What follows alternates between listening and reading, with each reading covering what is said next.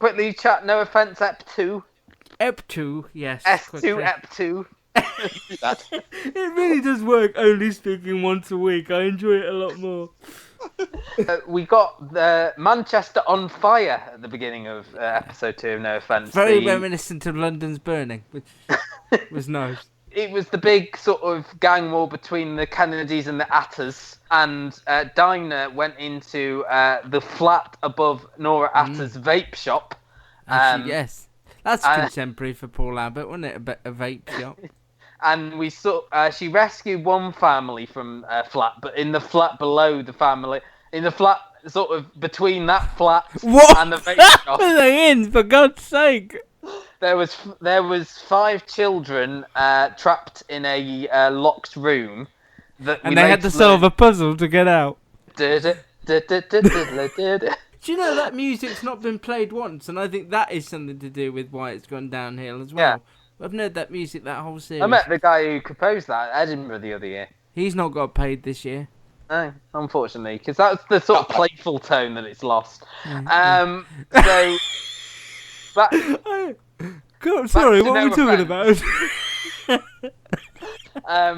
The sort of through line this year we learned, because we were talking last week, weren't we, that it's lost some of its sort of oomph with like the controversy about the girls with the Down syndromes. But we've got this year the fact that we learned that Nora Atter is sort of using care home kids who haven't got records to work for her for free. There's a whole thing about sort of slavery, and I really enjoyed that speech where she talked about being made a slave and stuff, and she still keeps like her slave tattoo.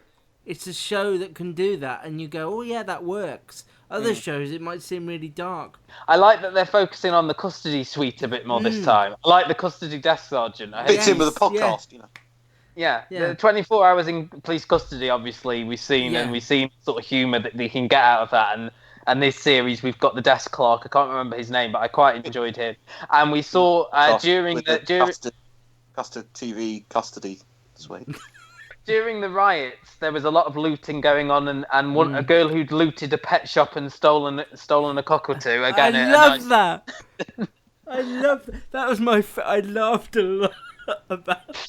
Just the fact that somebody would write that in a script just made me laugh so much. Joy was questioning her and being quite aggressive, and then she came back to the interview, and the girl had sort of committed suicide.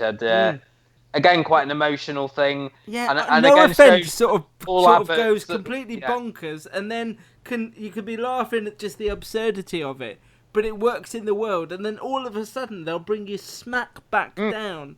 It gives you that short, sharp shock, doesn't it? Like, it's I'm one of the laughing most, one moment. Yeah, one of the most unique shows on television. And I'm a lot more into the series now in this second episode. I think the first episode had a lot of setup, and I wasn't sure as it would be as good as it was last series. But I've got faith in it now. Like you say, it didn't. The first episode, and it was all about connecting all these people, but it seemed to have lost its edge that I enjoyed so much. Yeah, and it's got it back.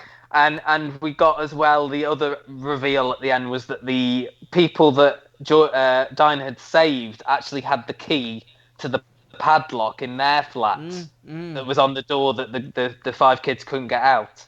And we also learnt the identity of one of the girls, didn't we? Who was the girlfriend of the boy who killed Earl Kennedy last week. Yeah. So you could never second guess it. You could never say, this is what it's going to be, or this is what it is. It's not a show that, because Gary doesn't watch, it's not a show I could describe to him with any great clarity, because it just does its own thing. But it works I think it works not only in the No Offence world, but I think it works in the real world as well. I think all these things could happen, and Paul Abbott has this way of turning things on their head, but making them make complete sense at the same time, and I don't know how he does it.